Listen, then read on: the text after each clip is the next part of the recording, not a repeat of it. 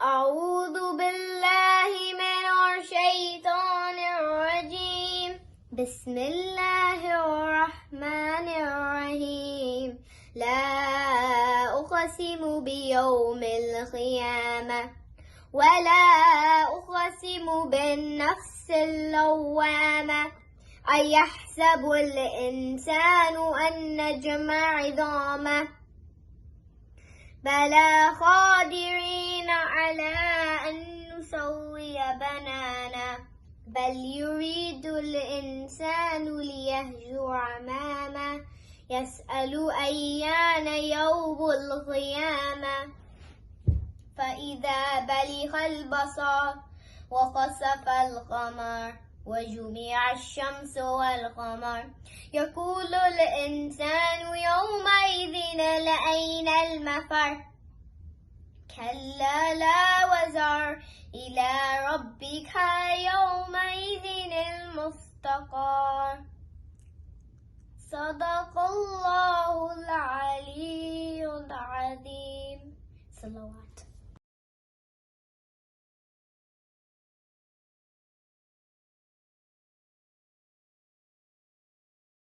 بسم اللہ الرحمن الرحیم. حاضرین محفل السلام علیکم. آپ کو ولادت شیر خدا امیر-ال-مومنین حضرت علی ابن ابو طالب مبارک ہو. ایک ربائی باب الحوائج شہزادے علی اصغر علیہ السلام سے اپنا آغاز کرتا ہوں. توجہ چاہوں گا. ساری دنیا مانگتی ہے حوصلہ عباس سے، ساری دنیا مانگتی ہے حوصلہ عباس سے، سورما بھی کاپتے ہیں با وفا عباس سے. فوج باطل کو رلا کر، فوج باطل کو رلا کر کہہ رہا تھا بے زباں، فوج باطل کو رلا کر کہہ رہا تھا بے زباں، مسکرانا میں نے سیکھا ہے چچا عباس سے. مولا کی محفل ہے، جشن کا ماحول ہے. کچھ اشعار جشن کے حوالے سے. علی کا عشق مخدر سوار دیتا ہے، علی کا عشق مخدر سوار دیتا ہے، علی کا بغض چہرے بگاڑ دیتا ہے. تو اس کے ذکر کو ادنا سمجھ رہا لعین جو ایک ہاتھ سے خیبر اکھاڑ دیتا ہے. مثلا پھر سے پڑھتا ہوں، توجہت کا طالب ہو. علی کا عشق مخدر سوار دیتا ہے، علی کا عشق مخدر سوار دیتا ہے، علی کا بغض چہرے بگاڑ دیتا ہے. تو اس کے ذکر کو ادنا سمجھ رہا لعین جو ایک ہاتھ سے خیبر اکھاڑ دیتا ہے. یہ خطا علی کی شان میں. علی کے نام سے طوفان بھی خوف کھاتے ہیں، علی کے نام سے طوفان بھی خوف کھاتے ہیں، جنہیں یقین نہیں وہ ڈوب جاتے ہیں. فرشتے خبر میں کچھ اور پوچھیں یا نہیں، فرشتے خبر میں کچھ اور پوچھیں یا نہیں، زباں پہ نام علی سن کے لوٹ جاتے ہیں. ایک ربائی مولا کی شان میں پیش کرتا ہوں. ملاحظہ فرمائیں. خلیل اللہ خوش ہیں حسرتیں سو بار ہستی ہیں، خلیل اللہ خوش ہیں حسرتیں سو بار ہستی ہیں، ثمر کو دیکھ کے خود محنتیں معمار ہستی ہیں. تو نبی اور خانہ کعبہ کی ایک جیسی ہے، تو نبی اور خانہ کعبہ کی خوشیاں ایک جیسی ہیں. ادھر سرکار ہنستے ہیں، ادھر دیوار ہستی ہے. مثلا پھر سے پڑھتا ہوں. فرمائیں. خلیل اللہ خوش ہیں حسرتیں سو بار ہستی ہیں، ثمر کو دیکھ کے خود محنتیں معمار ہستی ہیں. تو نبی اور خانہ کعبہ کی خوشیاں ایک جیسی ہیں، تو نبی اور خانہ کعبہ کی خوشیاں ایک جیسی ہیں. ادھر سرکار ہنستے ہیں، ادھر دیوار ہستی ہے. کچھ اشعار حیدر کرار کے شعر مولا غازی عباس علمدار کے شان میں پیش کرتا ہوں. ملاحظہ فرمائیں. آتش کا نہرواں کعبہ بنا گئے عباس، آتش کا نہرواں کعبہ بنا گئے عباس، اور غلاف صبر سے اس کو سجا گئے عباس. خیال آیا کہ پکاروں علی کو مشکل میں، خیال آیا کہ پکاروں علی کو مشکل میں، خیال آنے سے پہلے آ گئے عباس. مثلا پھر سے پڑھتا ہوں, توجہات کا طالب ہو. آتش کا نہرواں کعبہ بنا گئے عباس, اور غلاف صبر سے اس کو سجا گئے عباس. خیال آیا کہ پکاروں علی کو مشکل میں, خیال آیا کہ پکاروں علی کو مشکل میں, خیال آنے سے پہلے ہی آ گئے عباس. عباس فاطمہ کی تمنا کا نام ہے, عباس فاطمہ کی تمنا کا نام ہے, عباس کا جہاں میں نرالا مقام ہے. 12 امام مذہب اسلام میں ہوئے, 12 امام مذہب اسلام میں ہوئے, یہ مذہب وفا کا اکیلا امام ہے. ایک اور ربائی. مصطفیٰ شبیر ہیں اور مرتضیٰ عباس ہیں, مصطفیٰ شبیر ہیں اور مرتضیٰ عباس ہیں, منزل حق ہے حسین اور راستہ عباس ہے. مشق علم جوش وفا حکم ایمان, اب اگر دیکھو تو پوری کربلا عباس ہے. ایک ربائی حضرت علی کی شان پیش کرتا ہوں. ہاتھ آ جاتی ہے جنت یا علی کہنے کے بعد, ہاتھ میں آ جاتی ہے جنت یا علی کہنے کے بعد, خود سنور جاتی ہے قسمت یا علی کہنے کے بعد. ایک نعرہ حیدری یا علی. ایک مولا جہاں, ایک مولا جہاں میں 100 پہ بھاری کیوں نہ ہو, ایک مولا جہاں میں 100 پہ بھاری کیوں نہ ہو, 100 گنا بڑھ جاتی ہے طاقت یا علی کہنے کے بعد. قصیدے کے کچھ اشعار اب خدمت پیش کرتا ہوں, توجہ چاہوں گا. حیدر حیدر علی علی اور مولا مولا بولے گا, حیدر حیدر علی علی اور مولا مولا بولے گا, عشق علی میں پاک لہو کا خطرہ خطرہ بولے گا. لاکھ لگے بدت کے پہرے فتووں کے اس بستی میں, لاکھ لگے بدت کے پہرے فتووں کے اس بستی میں, نعرے حیدر میری قوم کا بچہ بچہ بولے گا, نعرے حیدر میری قوم کا بچہ بچہ بولے گا. شکریہ. التماس دعا.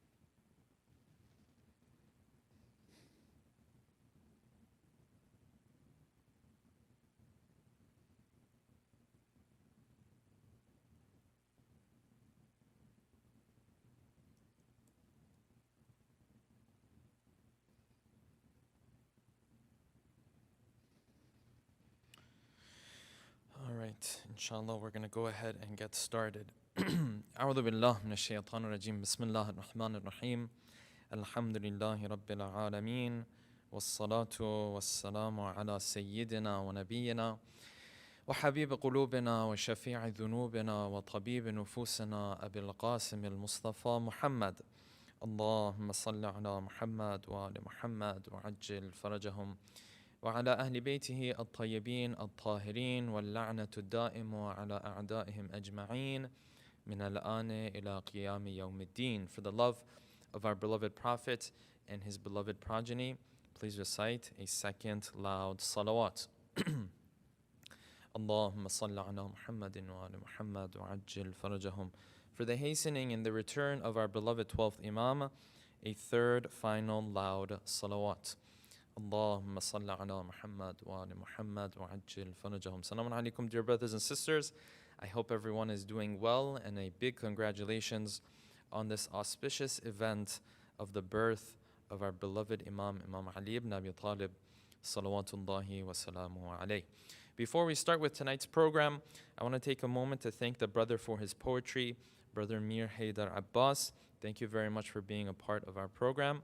I also want to take a moment before we start for us to recite Surah Fatiha for all of our marhumin and marhumat, especially the marhumin and marhumat of the sponsors of tonight's program, Sister Nageen, Fatima, and Dr. Jafar, Mahdi, and family, as well as the Patel family, Brother Asif and Sister Zinat Patel, with a loud salawat. اللهم صل على محمد وآل محمد وعجل فرجهم. بسم الله الرحمن الرحيم. الحمد لله رب العالمين الرحمن الرحيم مالك يوم الدين. إياك نعبد وإياك نستعين اهدنا الصراط المستقيم صراط الذين أنعمت عليهم غير المغضوب عليهم ولا الضالين. Inshallah, I hope everyone is doing well, and hopefully today has been a good day for you so far. As you know, the birth of Ameer-ul-Momineen, the day of the birth of Ameer-ul-Momineen, in some cultures is actually celebrated as Father's Day.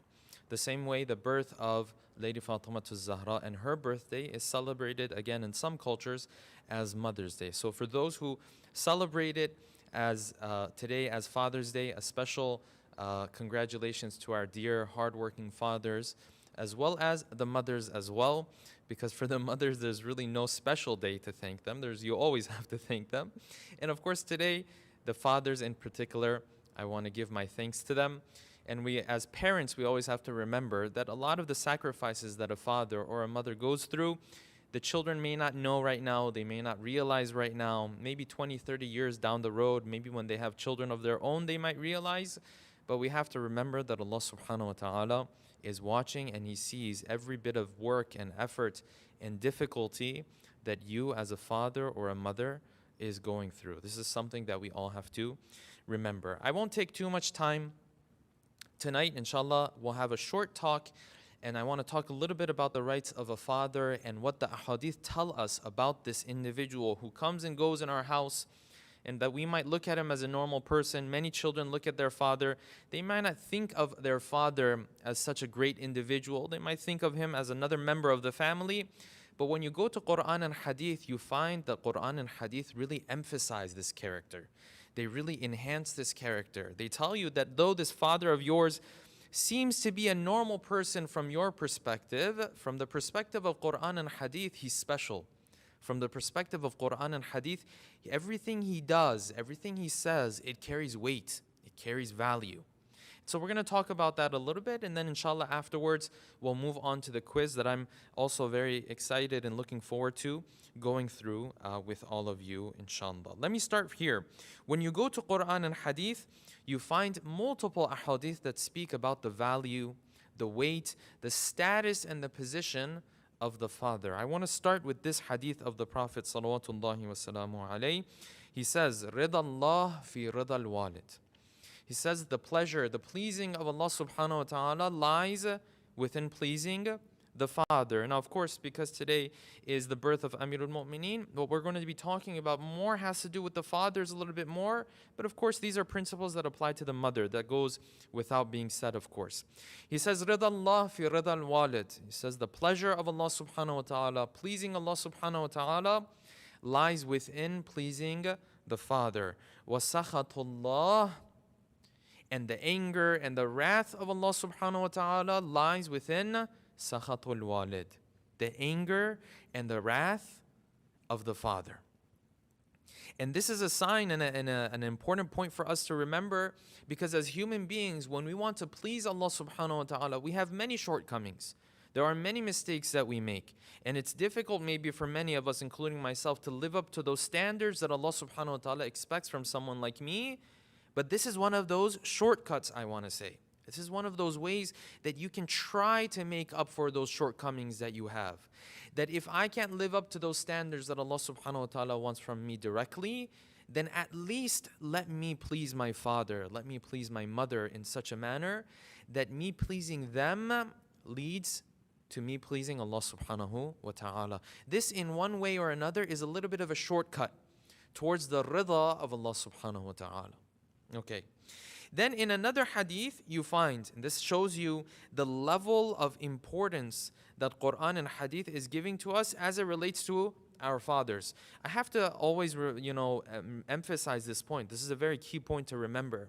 When Quran and hadith speak about the status of a mother, when Quran and hadith speak about the status of a father, they're not speaking about the perfect father. They're not speaking about the perfect mother. Many of us think to ourselves that yes, if I had a father like Ali ibn Abi Talib, if I had a mother like Lady Fatima al-Zahra, then of course, then my respect would be unlimited, my affection would be unlimited. No, these ahadith that we are sharing are referring to a mother or a father who are the common mother and father. And our mothers and fathers, they're not perfect. Nobody is perfect. So this is knowing that there are certain flaws that they might have. And yet, these ahadith are telling us about their position and the status. So this is something important to remember. Just because my mother or father is not perfect, this is not an excuse to walk away from these ahadith. So in this next hadith, and this one is from Imam al-Sadiq salawatullahi wa alayhi, mentioned in the Book of Al-Qafi, which is one of the 4 main books of hadith within the Shia school of thought. I emphasize, one of the 4 main books of hadith within the Shia school of thought. You might need that some other time later on. He says, قال لو علم الله شيئا أدنى من أف لنهى عنه. He says, when Allah subhanahu wa ta'ala said in the verses of the Quran that you are not to say uff when it comes to your parents, He chose this word of uff because He couldn't find anything else that carries the least amount of weight. If He could have found a word that carries even a smaller effect or impact than uff, He would have used that. Meaning that the smallest amount of going up against the parents, this is something that Islam does not recommend, does not allow. Now, yes, there are situations, and this is a topic for another time. There are situations where a father or a mother might want something, and Islam does not allow such a thing. Yes, there are scenarios like that. There are situations like that. Those are, of course, rare cases. Those are, of course, rare scenarios. But most of the situations that we deal with, Islam doesn't allow us to sit there and say, "Uff," to show disrespect. Islam doesn't allow us. In fact, disrespect Islam doesn't allow at any point. So he says, if He could find anything else to tell you not to do, the least amount of disobedience to your parents, if He could find another word that has a least amount or a lesser amount, He would have gone with that. But He couldn't find anything that carries less than what you would show in the word uff. Uff meaning that you show displeasement, or you show that you are not happy with something that they have decided. He says if He could find something less than that, He would have gone with that. وَهُوَ مِنْ أَدْنَى الْعُقُوقِ. And this is the least amount of bothering the parents. And then this is the next line, and this is the line that I want to emphasize on. And he says, وَمِنَ الْعُقُوقِ. And a form of you bothering your parents. This is an example of it. It says one example of you bothering your parents is this: أَن يَنْظُرَ الرَّجُلُ إِلَى وَالِدَيْهِ. That a man, a boy, a girl, they look upon their parents, فَيَحُدُّ النَّظَرَ إِلَيْهِمَا. But he looks at them and he gives them a bad look. You know, sometimes people won't say something to you, but they'll give you a terrible look, right? And that terrible look is sometimes much more disrespectful than if they were to say something to you. The hadith says if he looks upon his parents, and when he's looking upon his parents, he gives them one of those bad looks. This is also a form of disrespect that he is not allowed to show to his parents.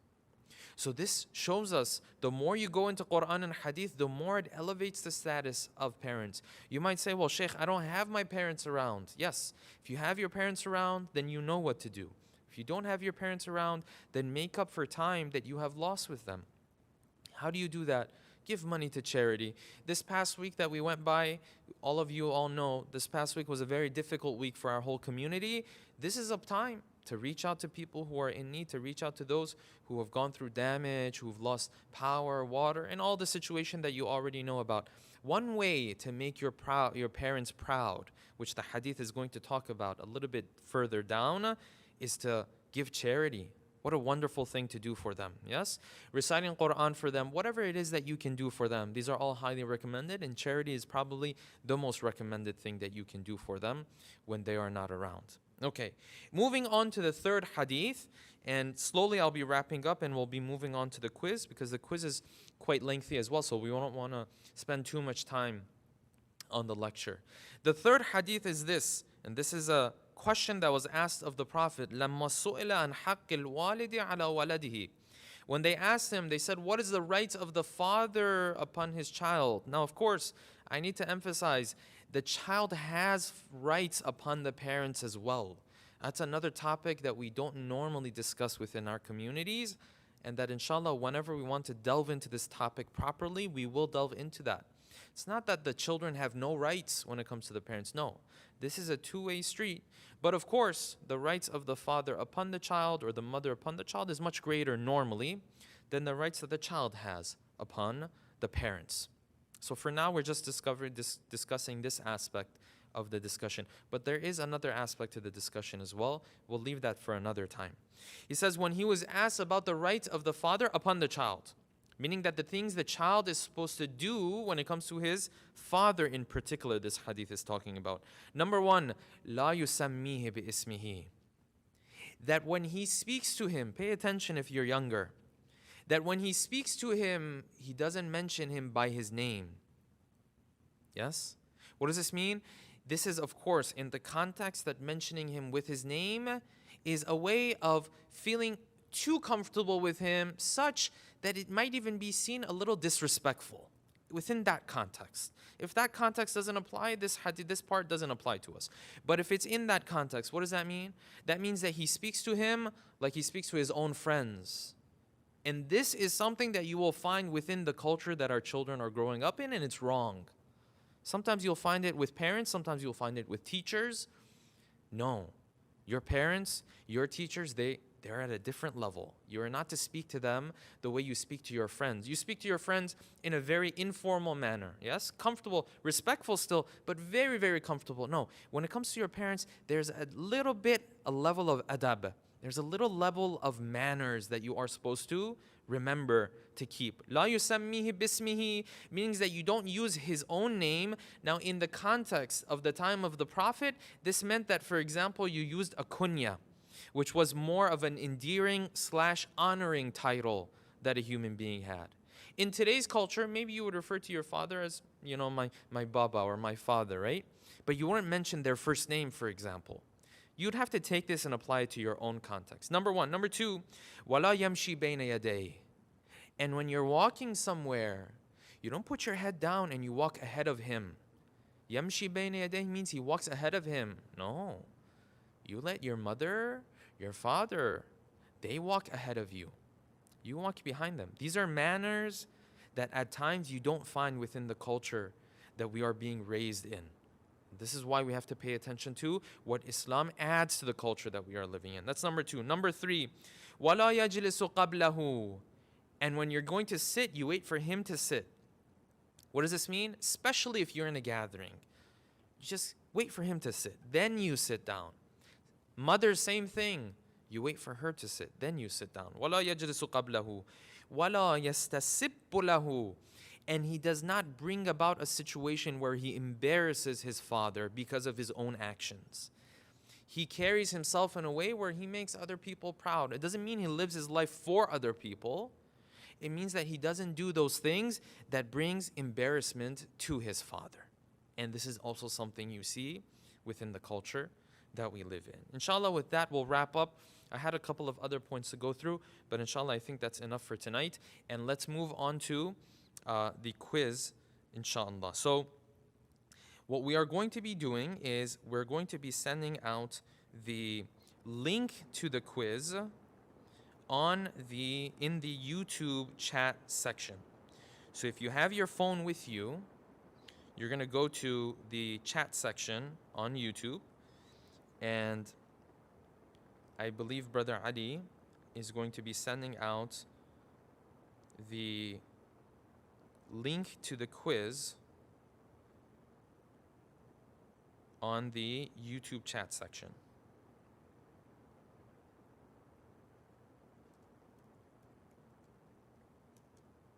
And once we have that, then inshallah I'm going to also explain a little bit about the quiz, how it's going to work, and the different types of questions that we have. Now normally when we do these quizzes, we would have one or two types of questions, or maybe just questions and you would answer them. But inshallah what we're going to do tonight is we try to come up with some different types of questions. When we start out with the quiz, the initial questions are going to be a little bit easier, so I'll give you guys that heads up ahead of time. The questions initially are going to be a little bit easier, and as we progress, they will become a little bit more difficult.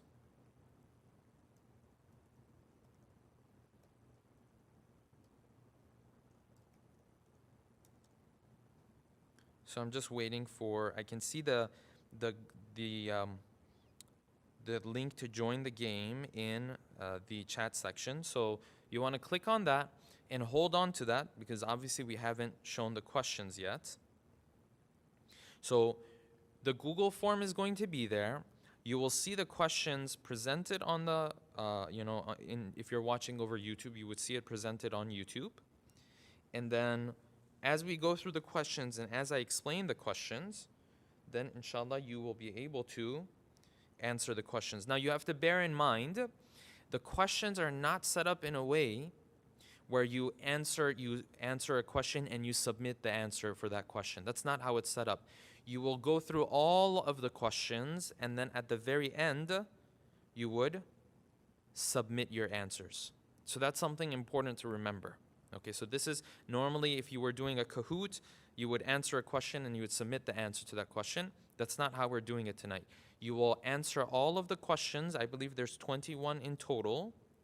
And then once you answer all of the questions, then inshallah then you will submit at the end, and then all of those questions will be submitted, and the brothers and sisters will take a look at it. Inshallah, the winners will be announced later on tonight.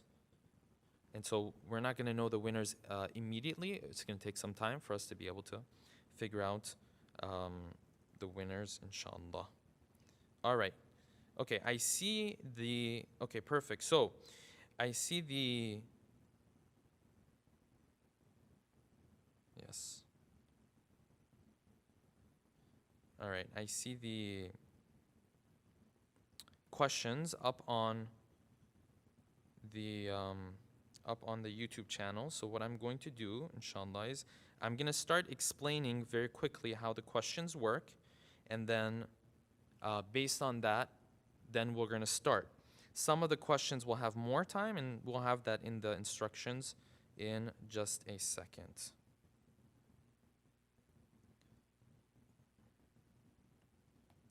All right, so if we can move on to the second slide. So as you can see in the first slide, there's $500 inshallah as prizes. I wish when I was younger, the competitions that we were a part of had that much money as part of the prize. I don't remember being part of a competition that had that much money as part of the prizes. Our prizes were much smaller usually. But anyways, alhamdulillah, that's wonderful. And inshallah, I think it's going to be broken down by $200 for first place, $100 for second place, and the remaining $200 is going to be broken down into 4 different individuals. So that way, inshallah, a lot of people will walk away having won something tonight. Okay, the way the format is going to work is that the first set of questions, I believe there's 8 or 9, is going to be under the Geo Guesser format. So what that is that it's an image of a location will be displayed on your screen. You're going to have 40 seconds to make a guess over which city the picture is from. I emphasize, when you see the picture, you're supposed to put in the city, not the name of that location in the sense of like the masjid or the shrine. No, you're supposed to put in the name of the city. So remember that. You're supposed to put in the name of the city. After those 8 or 9 questions, we're going to have a second batch of questions. They are numbers. What you're going to guess there is we're going to give you 2 numbers. One of them is going to be displayed on the page. The other one is going to be hidden. That's where your information and your trivia is going to come into play. And then you will have to tell us which one is bigger and which one is smaller. And when we get to that, you'll actually have a better understanding of how that works. You are going to have 50 seconds for that, and I'll inshallah be timing that. And then we'll move on to the multiple choice questions. And the multiple choice are pretty simple. You just, you just choose the correct answer, inshallah. All right, so I'm going to move on. We're going to move on to the Geo Guesser questions first. And like I said, for each of these questions, we are going to have 40 seconds. So we are going to get started, inshallah. I'm starting the timer right now. And this is going to be the first picture. You will put into the Google form what city this picture belongs to.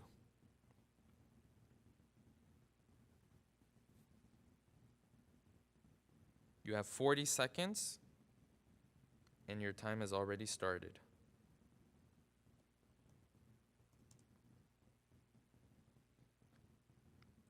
This first one is a little bit easier, and hopefully it's not too difficult.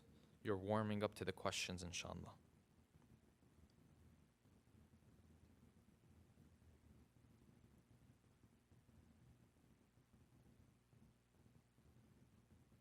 All right, that is question number 1. Now, I gave you guys a little bit extra time on that one, just because it's the first one and you're getting a hold of it or a hang of it. Let us move, inshallah, to question number 2. Now, a reminder, you will put in the name of the city where this building is, the name of the city. All right, your time has started. Another 40 seconds.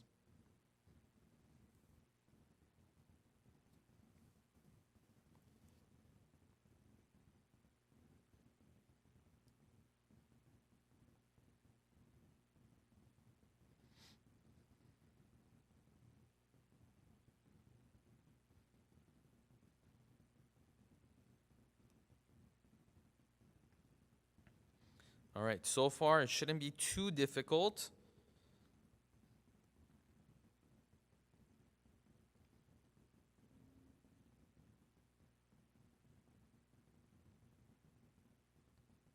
All right, that's 40 seconds for question number 2. I'm moving on to question number 3 now.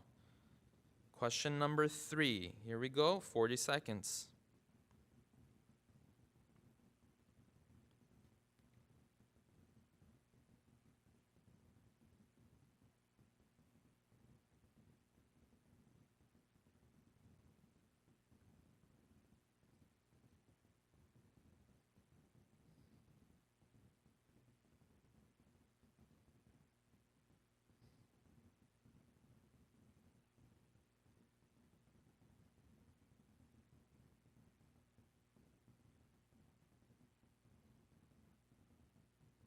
All right. Here we go.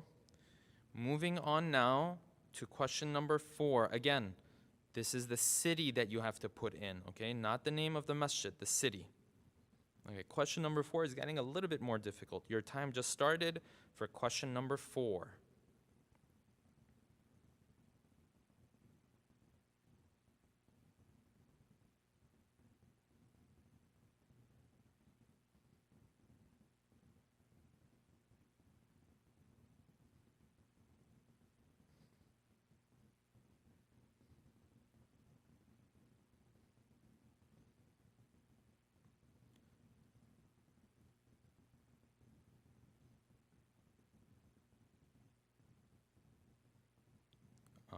right. Your time for question number 4 is up. And now I'm going to move on to question number 5. Question number 5, your time is starting now.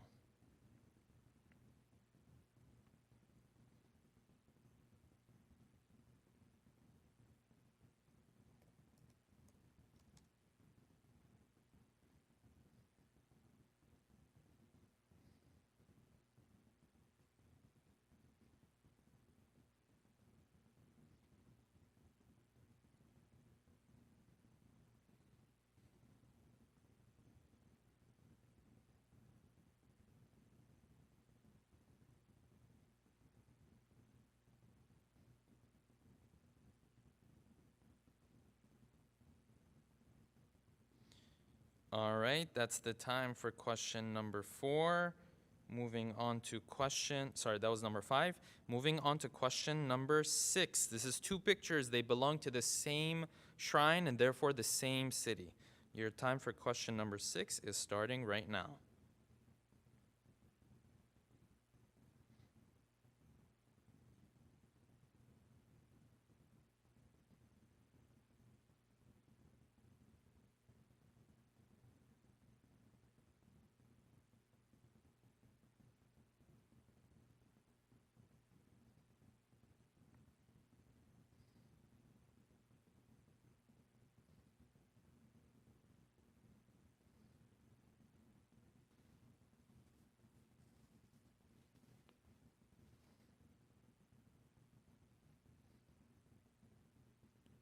Okay, that's the time for question number 6.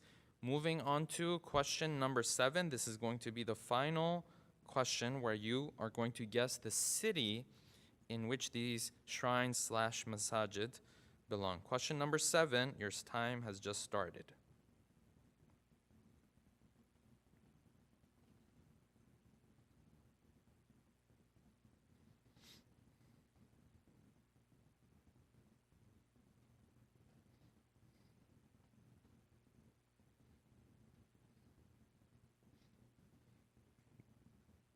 This last one might be a bit more difficult, of course. Hopefully you guys are warming up to the questions.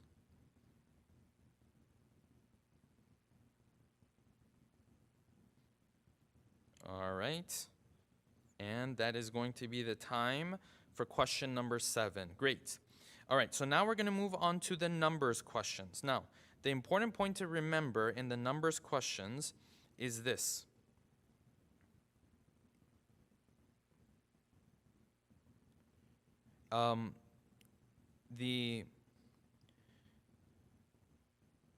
The numbers questions are going to give you 2 numbers, and one of them is going to be displayed on the question slide, and the second one is going to be unknown. So you need to know that, or you need to guess that based on your own information. Then when you have both numbers, then we are going to ask you, is the left one greater or less than the right one? So if you get a little confused on this, just go back to the question that's going to be displayed there. Okay? So I'll go a little bit easier or a little bit slower just because it's the first one. I want you guys to get a hold of it, and then inshallah we'll move on a little bit faster. All right. So we're going to move on to the first question now. The first question is, the total forces at Badr, the Battle of Badr, it's the battle during the time of the Prophet, are what compared to the total forces at the Battle of Uhud?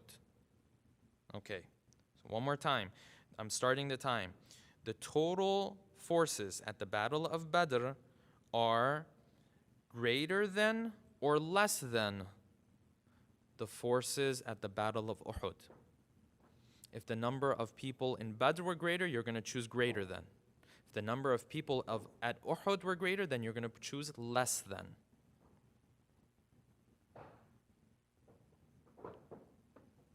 All right, so these questions have 50 seconds, so we're giving you guys a little bit more time because it's a little bit more difficult to wrap your head around or get a hang of it. So the total forces at Badr are greater or less than the total forces at Uhud. All right. That's going to be it. That is 50 questions. All right. I think there's a lot of hail. I don't know if you guys can hear this or not, but I hope everyone is fine at home. All right. Moving on to question number 2. Question number 2 is this. Total number of Panjatan, the Panjtan, compare to the number of main Shia Hadith books. All right.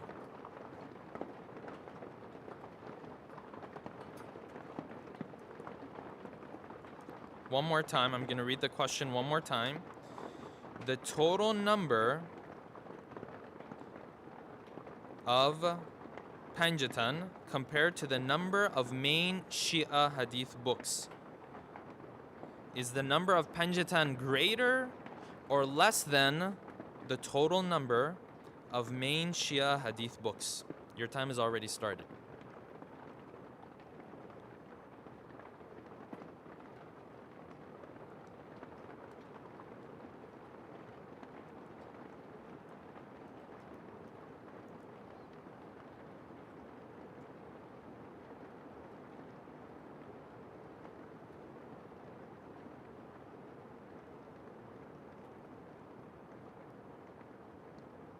All right, we have 5 more seconds. And that is it. All right, moving on to question number 10.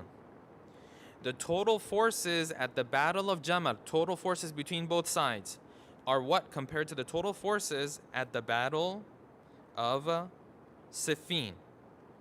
Are the total forces at Jamal greater or less than the total forces at Safine?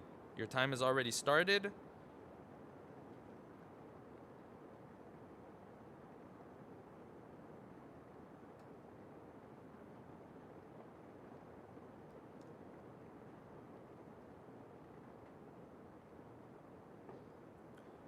Do you think the total forces at Jamal were more, or do you think the total forces at Jamal were less than the number of forces that were there at the Battle of Safine? Both, of course, are battles of Ali ibn Abi Talib. All right, we are almost out of time on this question. All right, there we go. Moving on to question number 10. Sorry, that was 10. We're moving on to 11. The total number of surahs in the Quran is what compared to the total number of sermons in Nahj al-Balagha? You know Nahj al-Balagha it's made up of 3 different parts, right? There are sermons, there are letters, and there are sayings. This question is only about the sermons, only about the khutbahs.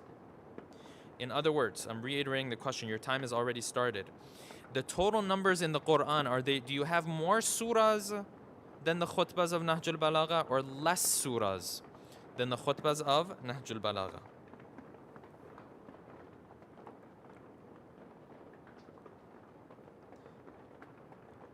All right, we're almost out of time here. Okay, moving on to question number 12. This is the final numbers question that we're going to have tonight.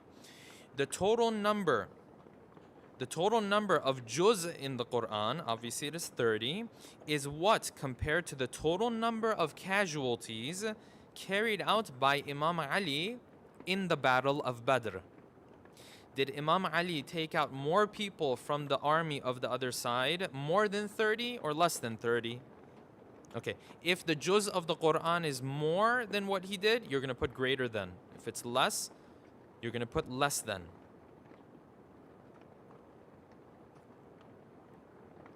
All right, our time is almost up. We are moving on, inshallah, to the multiple choice. There you go. Okay, multiple choice questions. There are not much explanation that I have to make here. All you have to do is you have to choose the correct choice, of course. So, moving on to question number 13. In the battles of Khandaq and Khaybar, Imam Ali defeated which famous warriors? In the battles of Khandaq and Khaybar, Imam Ali defeated which warriors? A. Amr ibn Abduwad and Marhab. B. Marhab, Amr ibn Abduwad. C. Shayba ibn Rabi'a and Marhab. D. Marhab and Shayba ibn Rabi'a. Which one was it?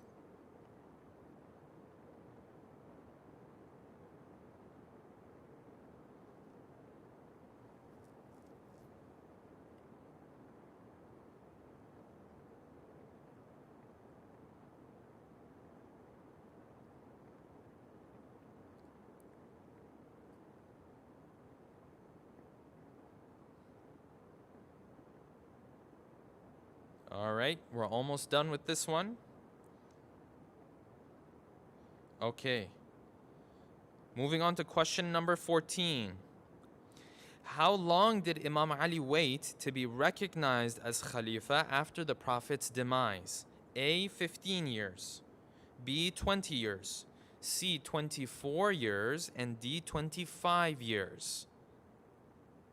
Of course, we know he was Khalifa, right? But how long did he wait for people to recognize him and give him that position?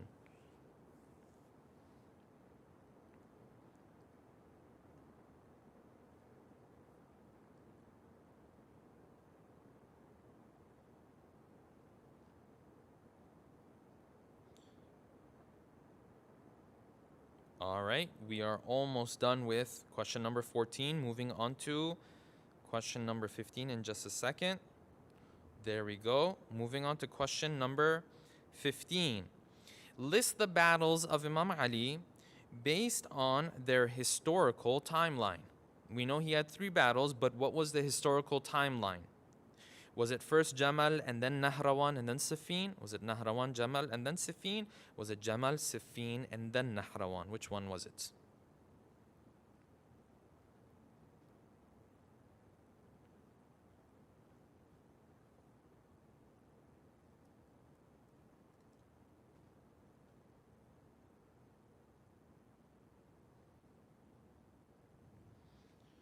All right, our time is almost up on this question.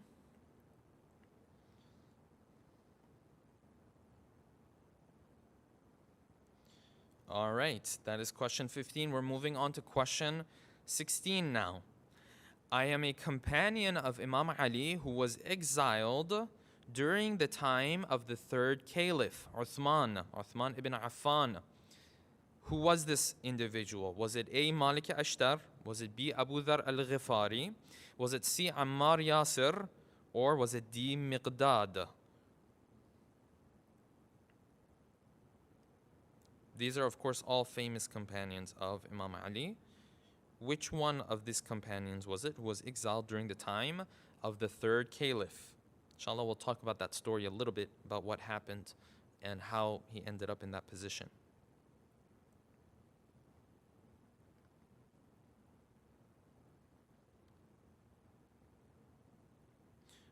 All right, we are wrapping up on question number 16. And let's move on to question number 17. I am not a son of Imam Ali, but I was raised in his house like a son of Imam Ali. What is the name of this individual? Was it Kumail? Was it Abu Dhar al-Ghifari? Was it C. Muhammad Hanafiya or Muhammad ibn Hanafiya? Or was it D. Muhammad ibn Abi Bakr?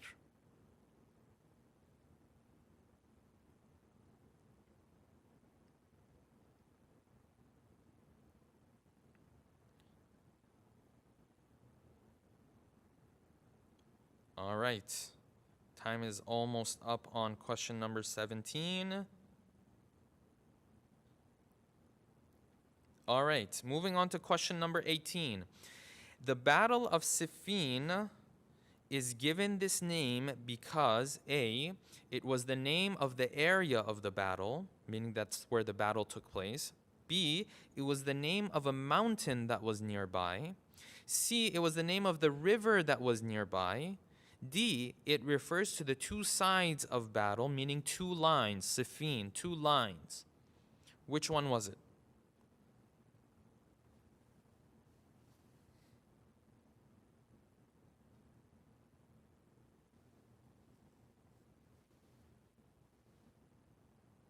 All right, time is almost up on question number 18.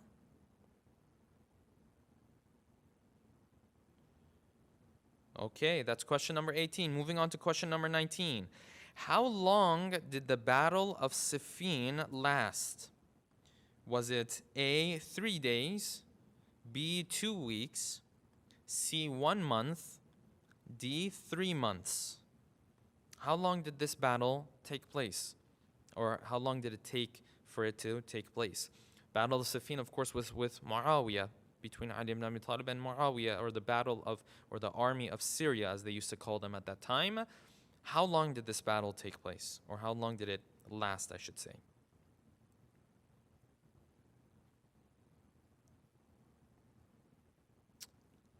Okay. Almost done with the time on question number 19. All right. Question number 20. These two last questions are from the life of Imam al-Hadi. We added these so that we could figure out who was listening tonight as well as the previous lectures. So these two questions, the last ones, are from his life. Question number 20. What was the name of the first person to destroy the shrine of Imam al-Hussain? The name of the first person to destroy the shrine of Imam al-Hussain. Was it A, Mu'tasim, B, Mutawakkil, 3, Mustansir, or D, or number 4, Hajjaj ibn Yusuf al-Thaqafi? All of them were terrible people, by the way, in case you were wondering.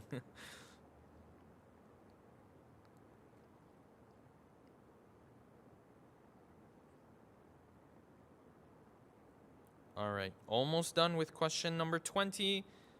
And inshallah, we're going to move on to question number 21 in just a second. There we go. Moving on to question number 21 and the last question. Which city did Imam Hadi live in initially? And where did the Caliph force him to move to? Okay, was it A, he used to live in Medina and then he was forced to move to Baghdad? Was it B, he used to live in Qadhimain and then he was forced to move to Samarra? Was it C, he used to live in Medina and then he was forced to move to Samarra? Was it D, he used to live in Baghdad and then he was summoned to Samarra?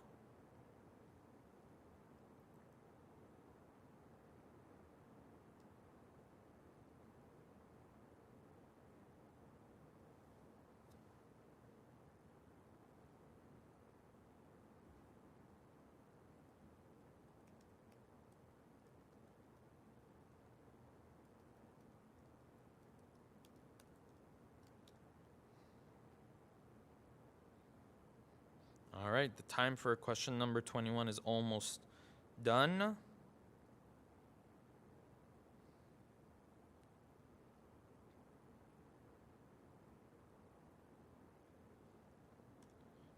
All right, that is the time. So I'm going to start now going over the answers, but obviously before that, you are going to submit your answers right now. So before I start explaining the answers to the questions, you're going to submit the answers right now. So the submit button that you find at the bottom of that Google form, you have to press it. If you don't press it now, then it's going to be closed and then you won't be part of the competition. So it's closing in just a couple of moments as I'm giving you guys time to submit it right now. It's going to close, and then once it closes, then inshallah we're going to start going through the answers in just a moment.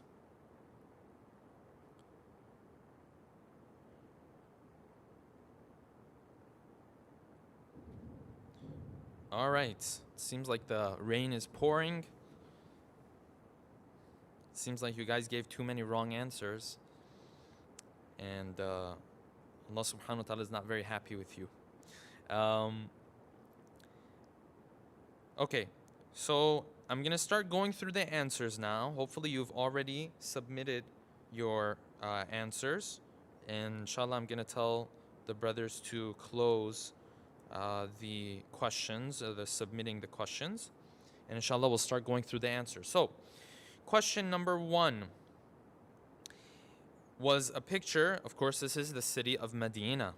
Right? So not much to explain here. We're going to move a little bit faster. We pray Allah subhanahu wa ta'ala gives us the chance to visit soon, inshallah. Question number 2 is, of course, the city of Jerusalem. That's question number 2. Question number 3. This is the Masjid of Jamkaran in the city of Qum. All right. These shouldn't have been too difficult. Number 4. This is Zainabiyya. Right? Zainabiyya. So the answer was the city. So the city is going to be Damascus in Syria. Question number 5 is going to be, this is the shrine of Imam al-Hussain. Therefore, the answer should have been Karbala. All right, moving on. Question number 6. These are a little bit easier, so that's why I'm moving a little bit faster so we can spend some more time on the other questions.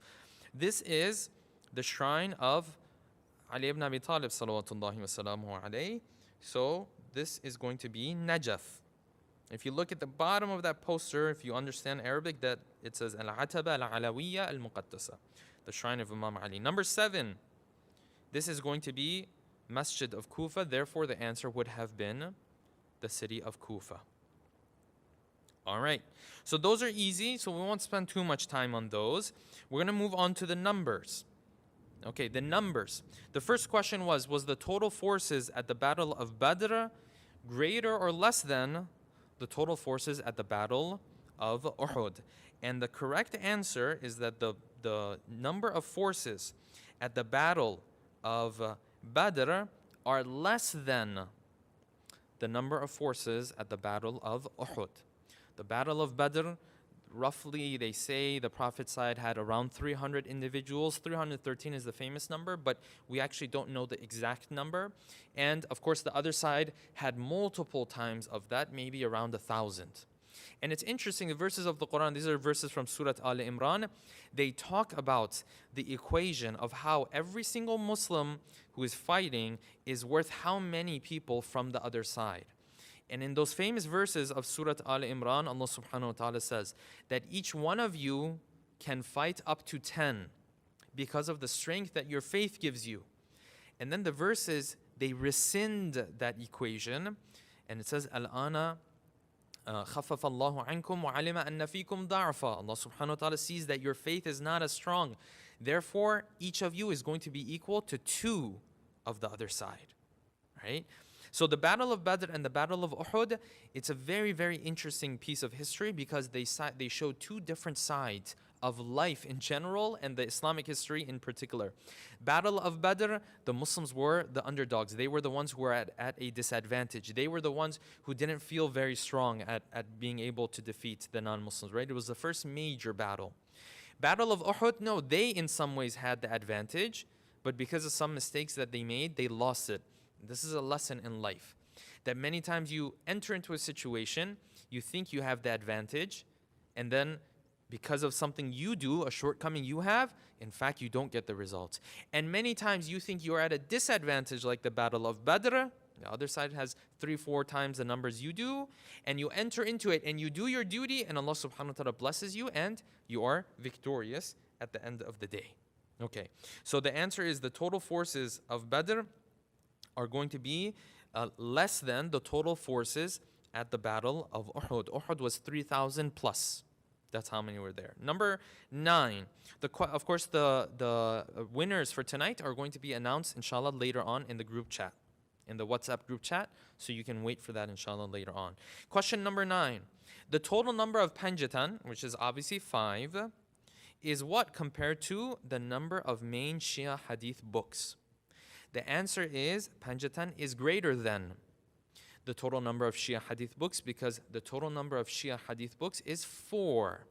We have 4 main books of hadith, and this is why I mentioned this in the talk as well, right?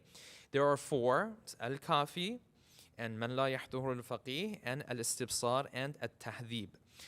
We don't want to go into the technicalities, but there's a couple points that it's very good for you to remember. Number 1, there is no book of hadith within the Shia school of thought that we believe in cover to cover. This is a complete mistake or misunderstanding that some people might have. Within the Sunni school of thought, according to some, there are books like that. Sahih al-Bukhari, for example, many of their scholars say is cover to cover correct, except maybe 5 or 6 hadith in the thousands of hadith that it consists of. In the Shia school of thought, we do not believe in such a thing. There is only one book that is correct cover to cover, and that is the Quran. But if you come across a hadith and it falls within one of these 4 books, usually the level of authenticity in one of these 4 books is going to be greater. Number 1, because of the authors of these books, and number 2, because of how early on they were written, because they're amongst the earliest of sources. And out of these 4, the book that you might hear at times we reference in many of our lectures and talks is the Book of Al-Qafi, written by a scholar by the name of Kulaini. He lived during the time of the minor occultation of the 12th Imam. So he was actually very, very close to the time of the 12th Imam. The other 3 books were written afterwards, some of them years afterwards, some of them centuries afterwards, right? But the Book of Al-Qafi, and this is why within the Shia school of thought, the Book of Al-Qafi is normally seen as the main book of hadith, or as the most authentic. Not in the sense that we agree on everything that's in there, no. Meaning that, if you wanted to compare authenticity with other books, Al-Qafi has quite a bit of authenticity to it. Okay, moving on to question number 10. The total forces at Jamal were less than the total forces at the Battle of Safine. We know that the Battle of Jamal and the Battle of Safine were both battles that Ali ibn Abi Talib was involved in, but these are such interesting and astonishing historical phenomena. The Battle of Jamal and the Battle of Safine. How they took place, what happened within these battles. Inshallah, I can give you the good news that this Ramadan, those 4 or 5 nights at least, that we're planning for the nights of Qadr, we're going to be delving into the battles of Ali ibn Abi Talib. But more than the basics that we already know, inshallah, we'll be delving into the whole aspect so we can have a much deeper appreciation of what happened in these battles. Ali ibn Abi Talib took a different approach in each of these battles because the people he was going up against in each of these battles were different from the other group. The Battle of Jamal had a certain group of people involved in it. Battle of Safine had a different group. The Battle of Nahrawan had a completely, these groups were very much different from one another, and Ali ibn Abi Talib approached these battles in very different ways. 3 battles in 4 years of Khilafah. Very difficult situation for our beloved Imam. Question number 11. The total number of surahs in the Quran is less than the total number of sermons within Nahjul Balagha. I do have to explain this, of course, that when we talk about Nahjul Balagha, of course, the compiler of Nahjul Balagha is known as Sayyid al-Radhi. There are 2 brothers, Sayyid al-Radhi and Sayyid al-Murtada, or Sharif al-Murtada. Okay, these 2 brothers are very well-known scholars. The compiler of Nahjul Balagha is Sayyid al-Radhi. This Nahjul Balagha that we have today, brothers and sisters, is not a full compilation of all of the sayings of Ali ibn Abi Talib. No, these were those khutbahs and those words of Ali ibn Abi Talib that had literary beauty in them. That's why Sayyid al-Radhi has gathered them in a book called Nahjul Balagha, the Peak of Eloquence, for example. There's other translations for the title as well, but we'll just go with that. So it's important to remember this is not everything that Ali ibn Abi Talib ever said. The reason why it's very important to say that is because there are other positions that Ali ibn Abi Talib took that may not show up in Nahjul Balagha necessarily. Now the sermons that you have in Nahjul Balagha is 200 plus. If you remember, we said Nahjul Balagha has sermons. This means somewhat like the lectures that we deliver today, although there are major differences between the lectures that we deliver today and the sermons or the khutbahs that the Prophet and Ali ibn Abi Talib used to deliver. One of the main differences is that those khutbahs were actually a lot shorter, right? But other than that, there were sermons, there were letters. For example, the letters that Ali ibn Abi Talib wrote to Muawiyah, or Muawiyah might have responded to. And then you have the sayings. A lot of times when we find Nahjul Balagha is quoted, people are quoting from the sayings, right? Or the hikam or hikmas of Nahjul Balagha. But to answer this question, the total number of surahs in the Quran is less than the total number of sermons within Nahjul Balagha. Moving on to question number 12. The total number of juz in the Quran is less than the total number of casualties carried out by Ali ibn Abi Talib in the Battle of Badr. The Battle of Badr, they say around 70 casualties were there on the side of, the kuffar. And 36 of these individuals that Ali ibn Abi Talib, so half of the casualties that were taken out from the other side of the army, are mentioned by name in history. There are some other ones as well that some say were there as well, but 36 of them roughly, or 30 plus at least, are mentioned by name in history. And of course, because the battle was a little bit smaller, the names have been recorded in history. Later on in the future, as the battles grew, then of course, the names are not as much recorded as much, right? So if you were to ask how many, casualties there were in the next battles, or even the battles of Ali ibn Abi Talib himself, we may not know the exact number. But Battle of Badr, because the numbers were so much smaller, this has been recorded within history. It's interesting that Imam Ali, he writes a letter to Muawiyah later on, and he says, I still have that same sword that I used in the Battle of Badr, and I used that sword to fight against your grandfather, your uncle, and your brother. All on the Battle of Badr. Inshallah, those are other topics that we have to delve into sometime. We all know, of course, the general idea, the general gist of these battles, but the details are very significant and very beautiful. Inshallah, we'll delve into them later on. The battles that the Prophet had in particular. The battles of Ali ibn Abi Talib, inshallah, this Ramadan during the nights of Qadr, we'll be covering that. Moving on to the multiple choice questions. In the battles of Khandaq and Khaybar, Imam Ali defeated which famous warriors? The correct answer is going to be A, Amr ibn Abduwad and Marhab. The Battle of Khandaq is also given another name, the Battle of Ahzab. It was the battle with different parties within the Arabian Peninsula. They came together to finally put an end to the message and mission of the Prophet. That's why the verses of the Quran in Surah Al-Ahzab, they explain, right? The Quran says, إِذْ جَاءُوكُم مِّن فَوْقِكُمْ وَمِنْ أَسْفَلَ مِنْكُمْ. When you felt attacked from above you and beneath you.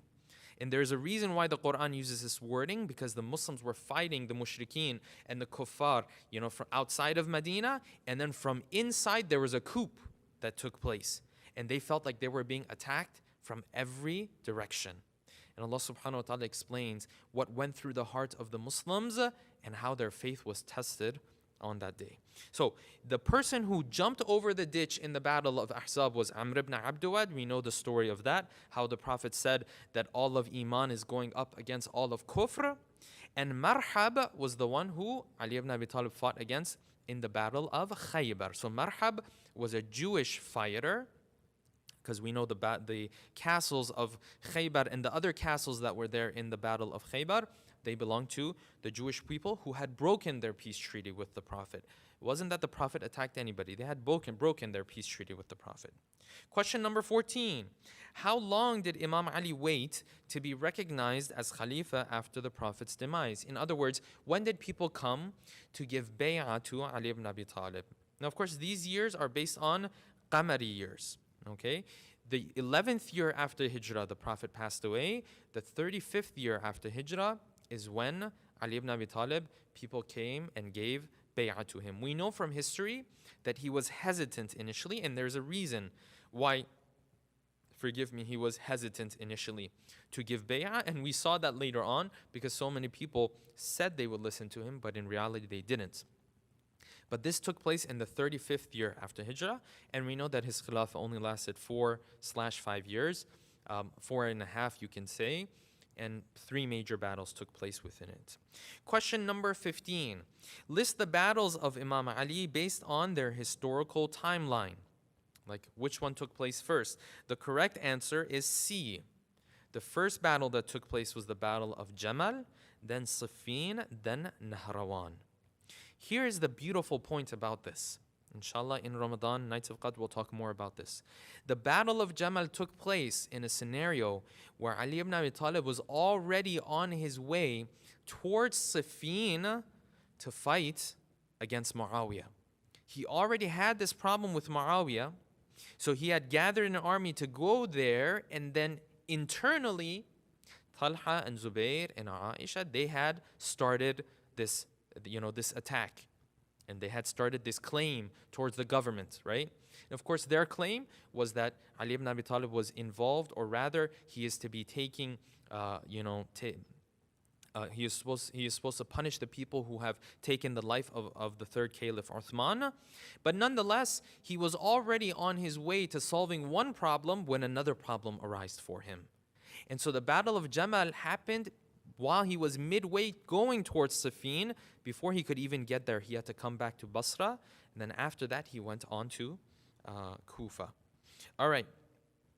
That's when they moved to Kufa, actually. Before that, of course, he was in Medina because the Prophet passed away in Medina, right? But it was after the Battle of Jamal, he moved on to Kufa. Question number 16. I am a companion of Imam Ali who was exiled during the time of the third Caliph. Who am I? Malik Ashtar is not correct. Abu Dhar al-Ghifari is the correct answer. Ammar Yasir and Miqdad. Abu Dhar al-Ghifari is the correct answer. Abu Dhar al-Ghifari is known as Astaqun Nas. The Prophet said there is no more truthful person who's ever lived than Abu Dhar.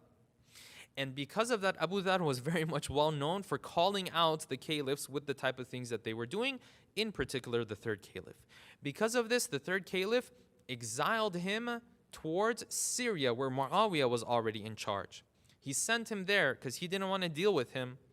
And because he didn't want to deal with him, he sent him there. Muawiyah also didn't want to deal with him because he was calling out the wrongdoings that were happening. So Muawiyah forced him back to Medina. And this time Uthman sent him to an area that was deserted by the area. It was called the area of Rabada.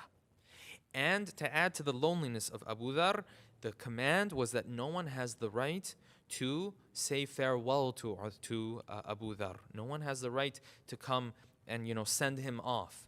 But you find Ali ibn Abi Talib still did that, right? He sent him off, and we know that Abu Dhar, he died in loneliness and while he was in exile.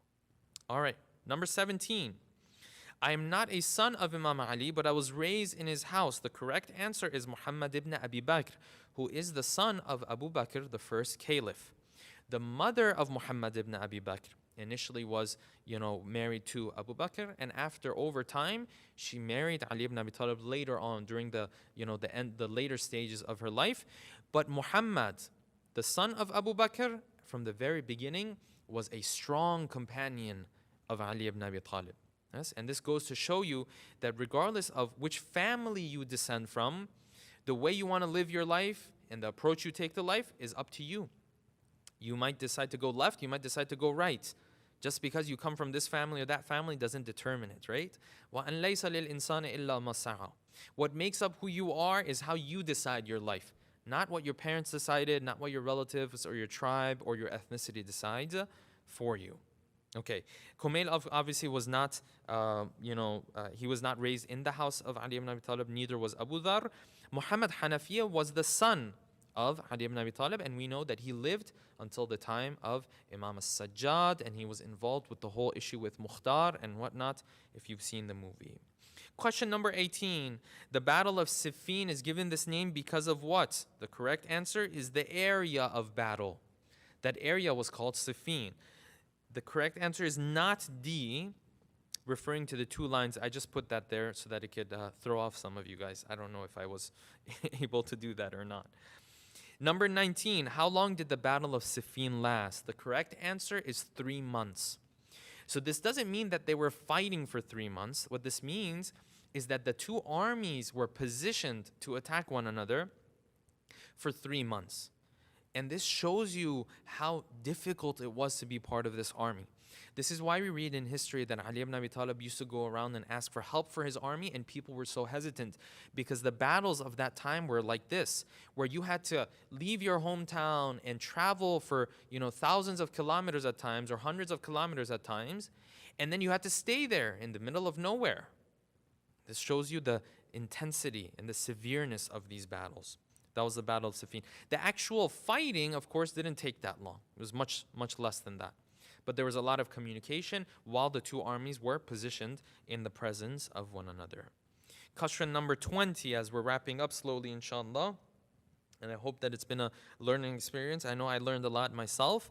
What was the name of the first person to destroy the shrine of Imam al-Hussain? The correct answer is Mutawakkil. We pointed this out when we were discussing the biography of Imam al-Hadi not too long ago on a Sunday.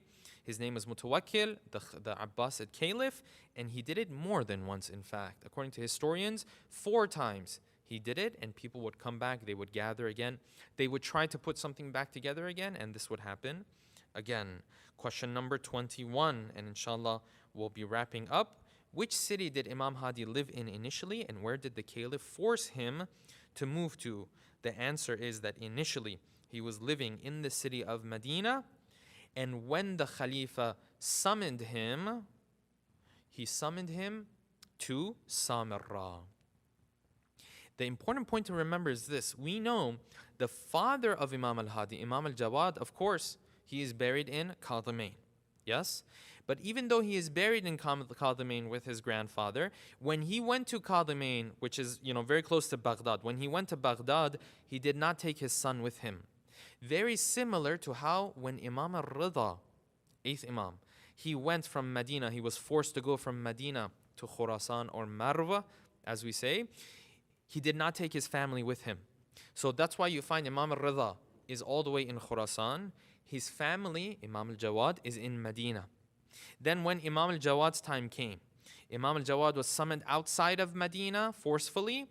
He had to go to Baghdad and he was martyred there, but he did not take his son there. That's why Imam al-Hadi, the son of Imam al-Jawad, remained in Medina. So the correct answer is going to be C. He remained in Medina, and then the Abbasid Caliph forced him out of Medina to Samarra. But when Imam al-Hadi went to Samarra, he took his son, Imam Hassan al-Askari, with him. That's why Imam al-Hadi and Imam Hassan al-Askari are both buried where? In the city of Samarra. All right, so the correct answer is going to be C there. Inshallah, with that, we will wrap up tonight's session. I hope that inshallah it was exciting / a learning experience. Like I said, I learned a lot myself looking into all of these details. With that, I'm going to be wrapping up tonight's program. Let's take a moment before we end to recite Surah Fatiha for all of marhumin and marhumat. I will say this, after the Fatiha, inshallah, we will have the recitation of Dua Kumail immediately afterwards. But before we go for Dua Kumail, let's take a moment to recite Surah Al-Fatiha for all of our marhumin and marhumat, especially the marhumin and the marhumat of the sponsors of tonight's program, Sister Nageen Fatima and Dr. Jafar Mahdi and family, as well as Brother Asif Patel and Sister Zinat Patel and family, with a loud salawat ala Muhammadin wa ali Muhammad. Allahumma salli ala Muhammad wa ali Muhammad wa ajil farajahum. Bismillah ar-Rahman ar-Rahim. Alhamdulillahi Rabbil Alameen ar-Rahman ar-Rahim maliki yawmiddin. إياك نعبد وإياك نستعين اهدنا الصراط المستقيم صراط الذين أنعمت عليهم غير المغضوب عليهم ولا الضالين.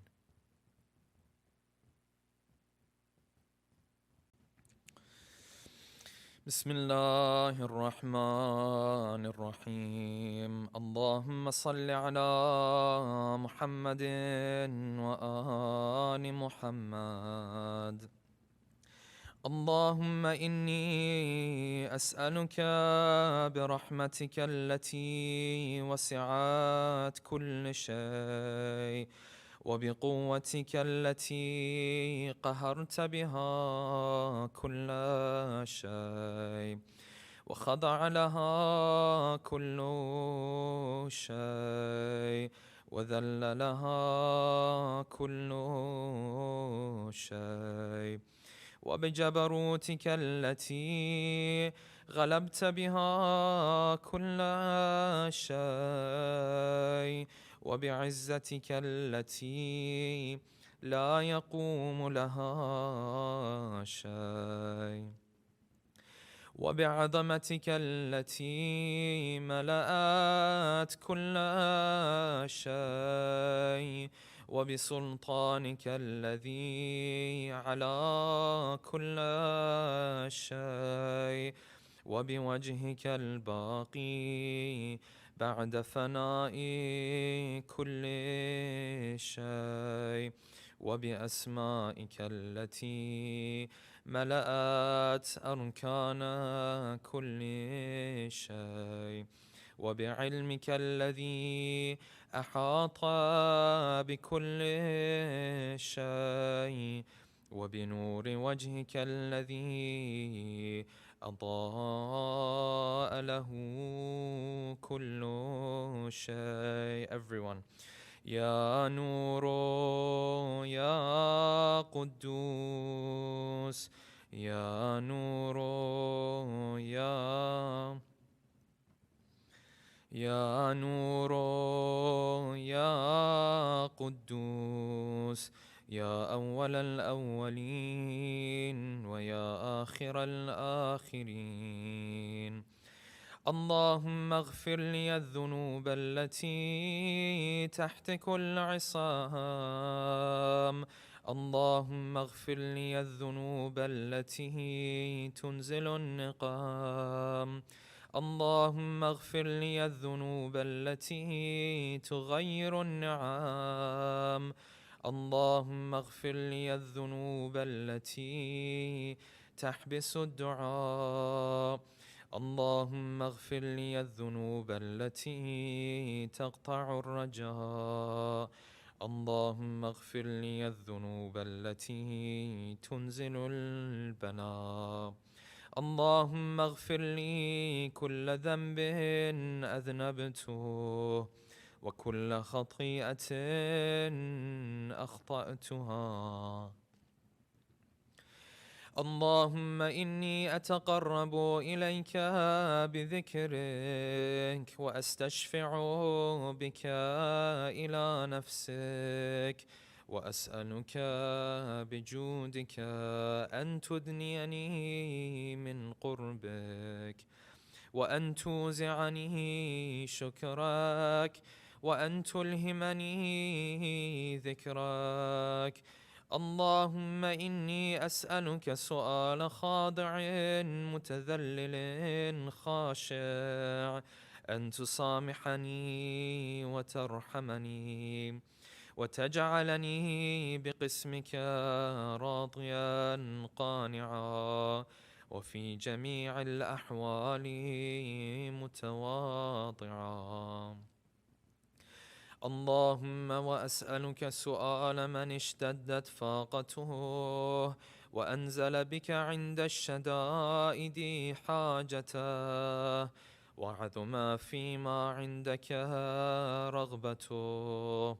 اللهم عظم سلطانك وعلى مكانك، وخفي مكرك وظهر أمرك، وغلب قهرك وجرت قدرتك، ولا يمكن الفرار من حكومتك. اللهم لا أجد لذنوبي غافرا ولا لقبائحي ساترا، ولا لشيء من عملي القبيح بالحسن مبدلا غيرك. لا إله إلا أنت سبحانك وبحمدك. ظلمت نفسي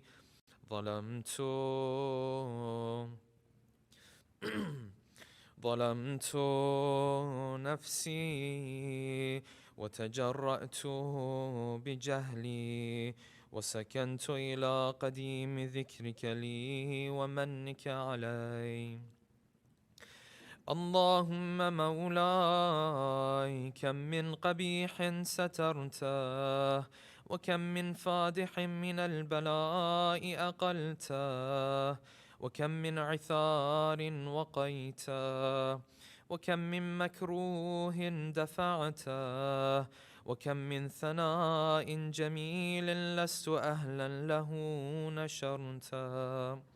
اللهم عظم بلائي وأفرط بي سوء حالي، وقصرت به أعمالي وقعدت به أغلالي وحبسني عن نفعي بعد آمالي وخدعتني الدنيا بغرورها ونفسي بجنايتها ومطالي.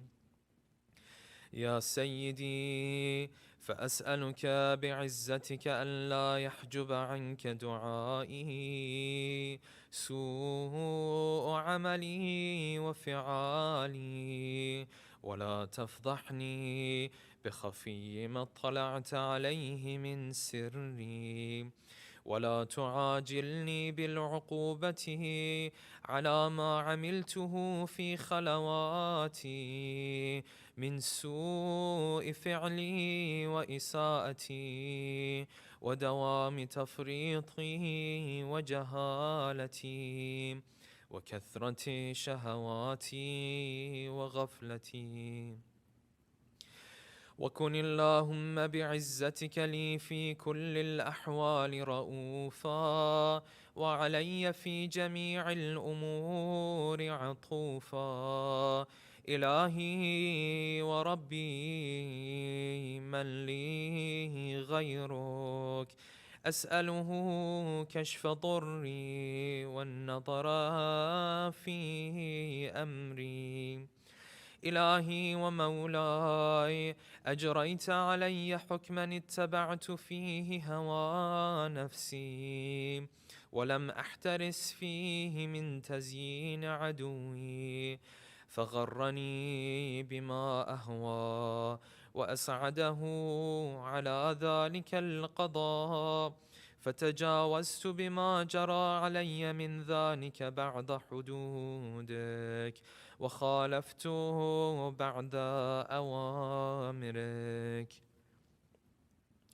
فلك الحجة علي في جميع ذلك ولا حجة لي فيما جرى علي فيه قضاؤك وألزمني حكمك وبلاؤك وقد أتيتك يا إلهي بعد تقصيري وإسرافي على نفسي معتذرا نادما منكسرا مستقيلا مستغفرا منيبا مقرا مذعنا معترفا لا أجد مفرا مما كان مني ولا مفزعا أتوجه إليه في أمري غير قبولك عذري وإدخالك إياي في سعة من رحمتك.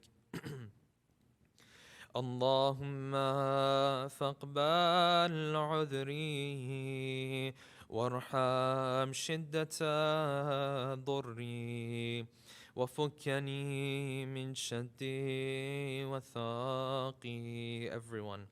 يا رب ارحم ضعف بدني يا رب ارحم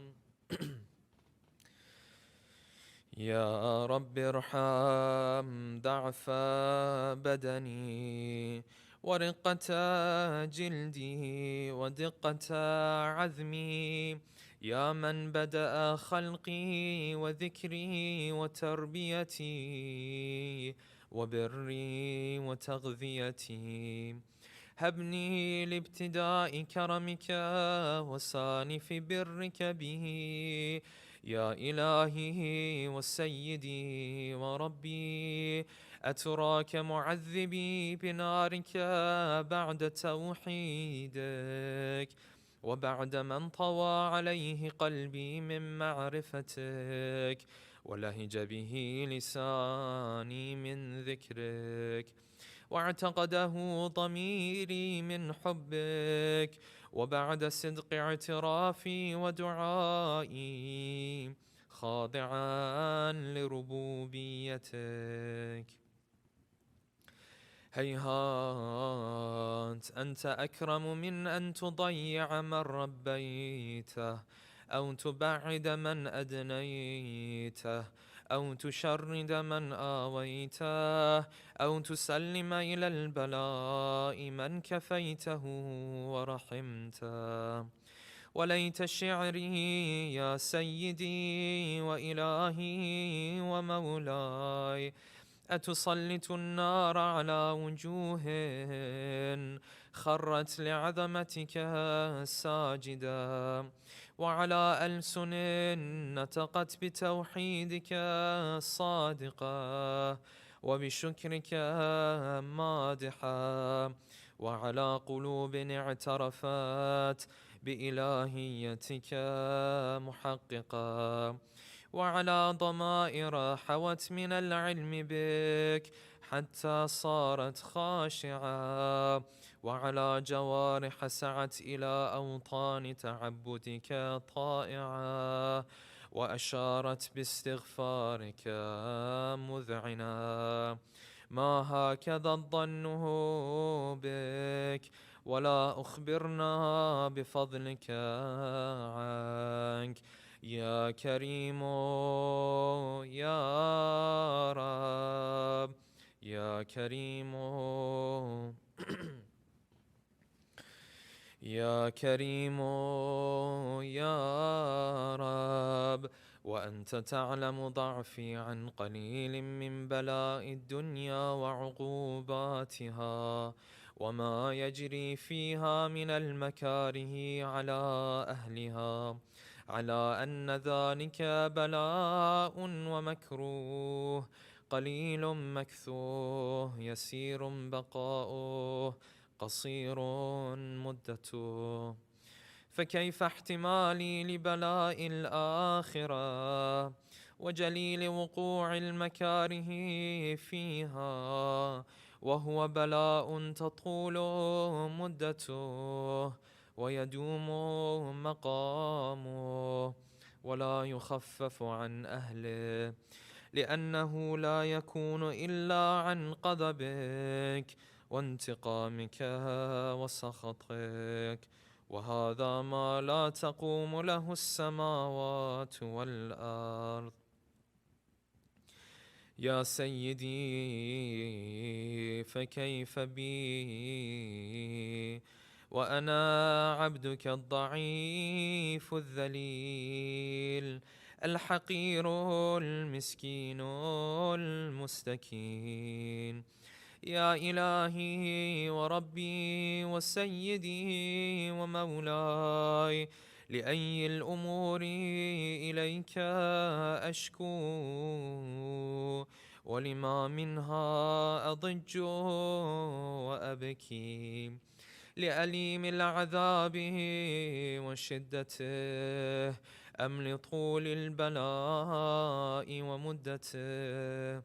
فلئن صيرتني للعقوبات مع أعدائك وجمعت بيني وبين أهل بلائك وفرقت بيني وبين أحبائك وأوليائك،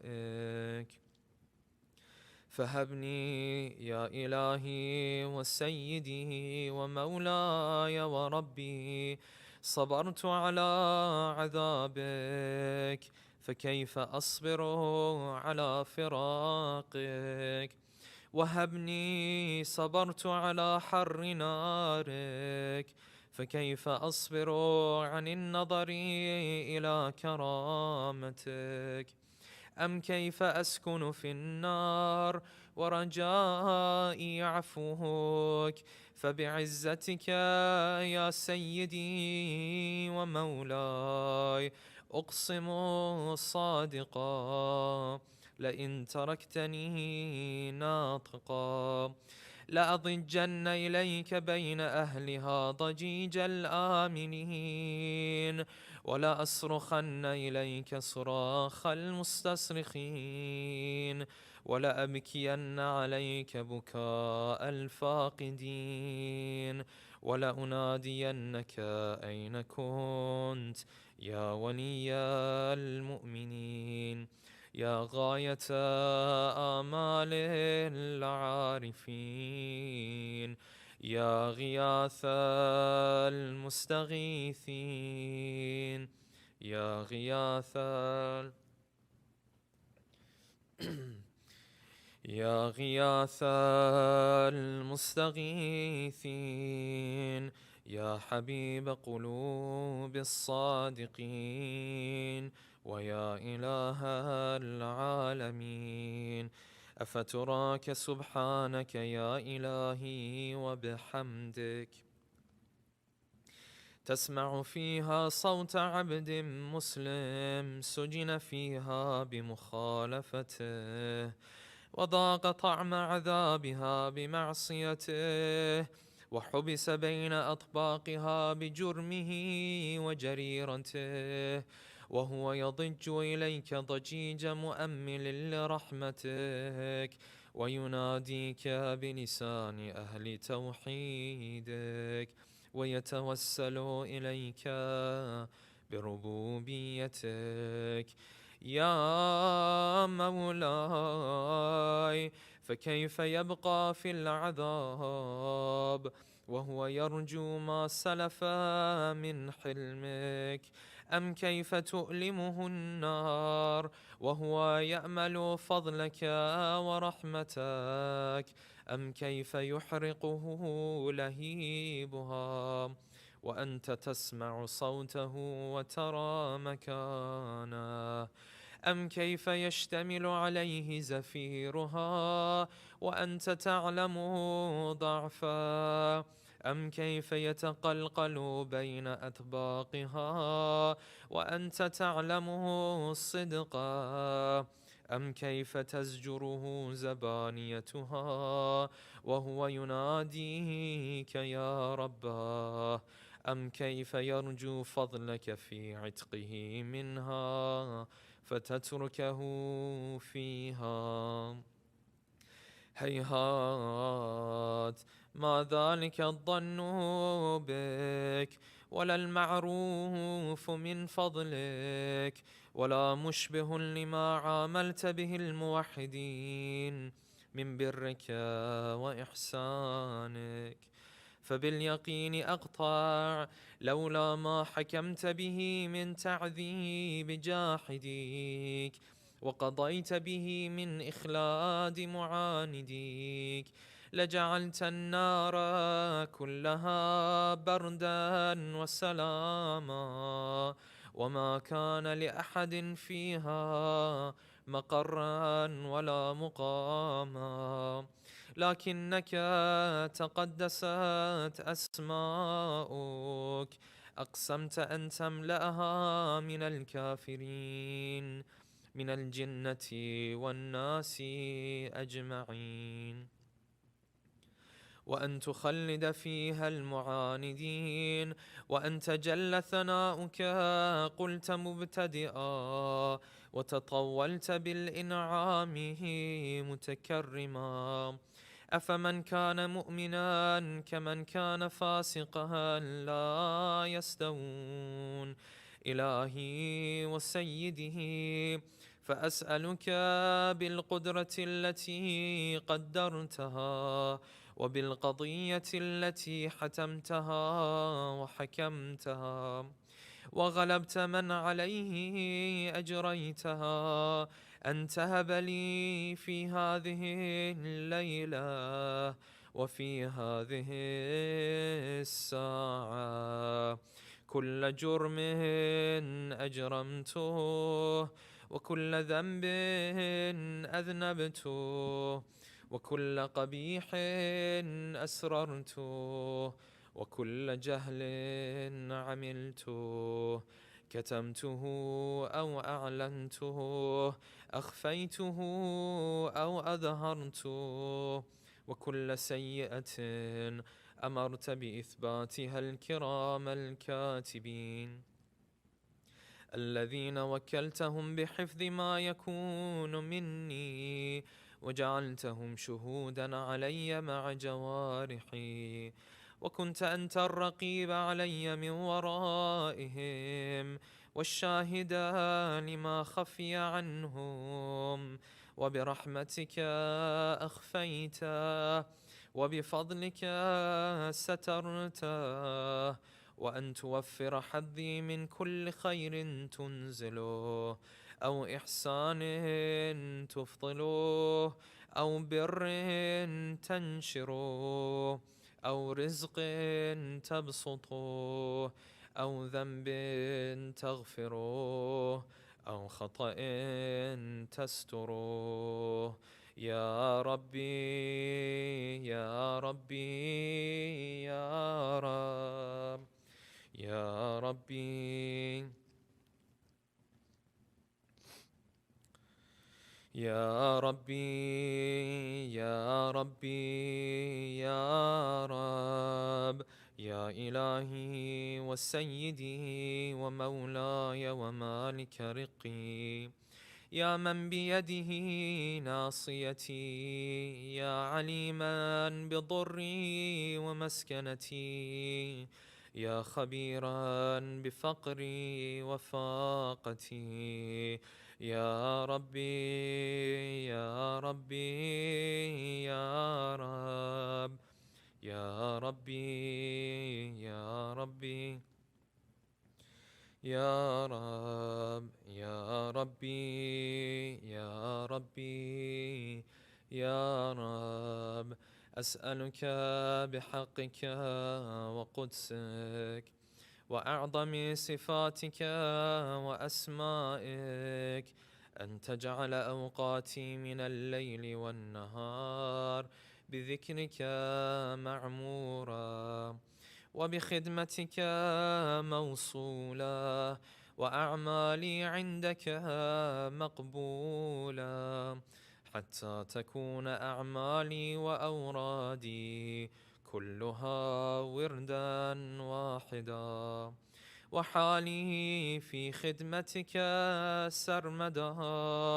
يا سيدي يا من عليه معولي، يا من إليه شكوت أحوالي.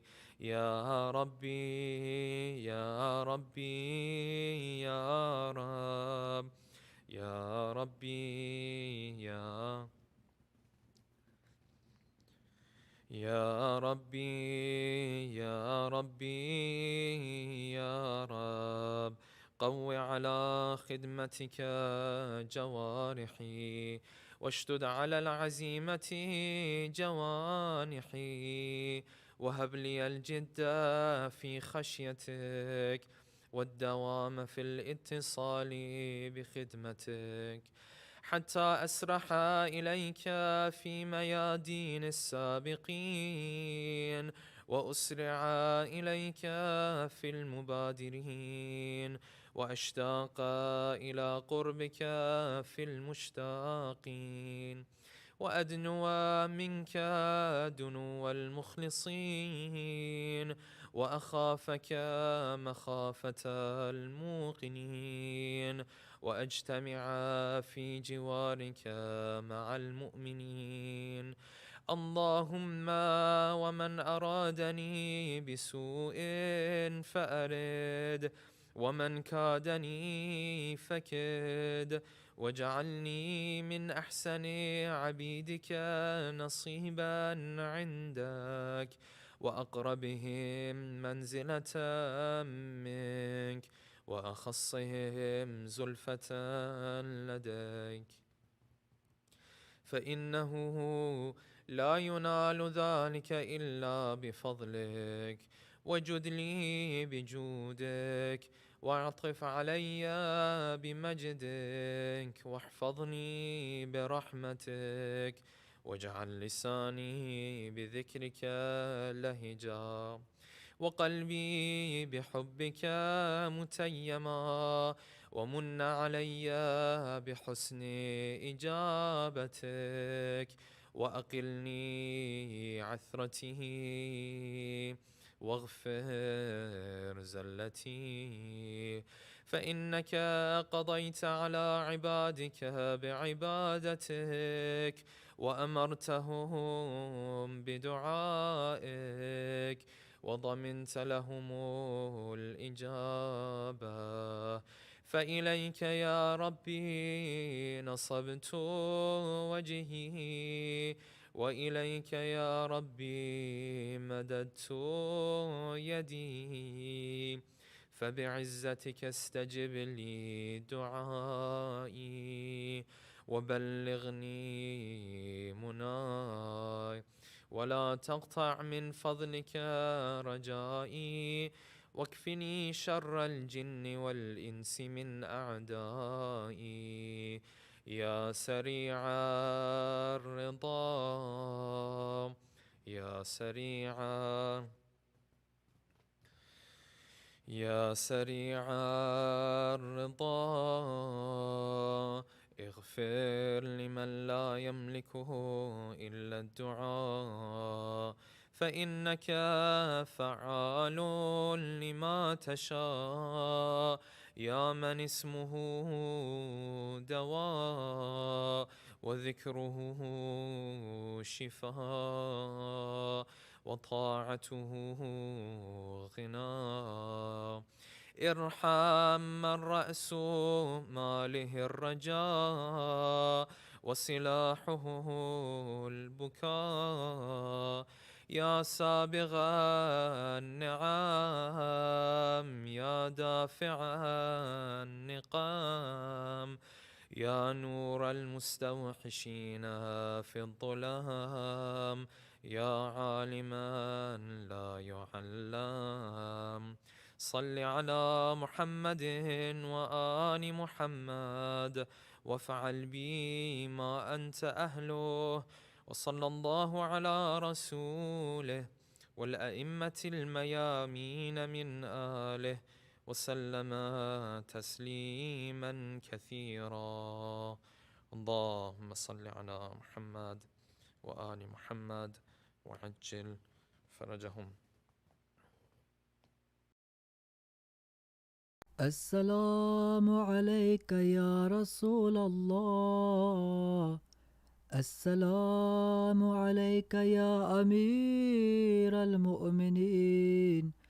السلام عليك يا فاطمة الزهراء يا سيدة النساء العالمين.